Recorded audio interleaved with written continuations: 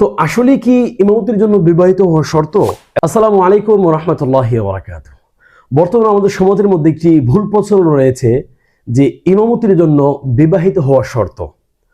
আজকে আমার এক মামা সৌদি আরব থেকে ফোন করে আমাকে জিজ্ঞাসা করতেছে যে ভাগিনা, আমি শুনেছি ইমামতির জন্য নাকি বিবাহিত হওয়া শর্ত, এটা ইসলাম কতটুকু সাপোর্ট করে।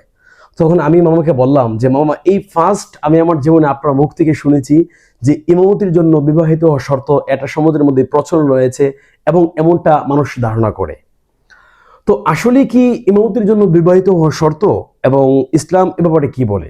দেখেন, ইমামতির জন্য বিবাহিত হওয়া শর্ত, এটা ইসলাম কখনো মাপকাঠি নির্ধারণ করে দেন নাই। বরঞ্চ ইসলামের মধ্যে যে শর্তগুলো রয়েছে, এটা হলো ইমামতির জন্য শর্ত হলো প্রথমত মুসলমান হওয়া, দ্বিতীয়ত আকেল হওয়া এবং বালেগ হওয়া, তৃতীয়ত সে নামাজ সংক্রান্ত তার এলেম থাকা, তার জ্ঞান থাকা, এবং সে যদি মুত্তাবি সুন্নাহ অর্থাৎ সুন্নত অনুসরণকারী হয় এবং সঠিক এবং মুত্তাকি হয়, তাহলে এক্ষেত্রে ইমামতির জন্য সে অগ্রাধিকার পায়।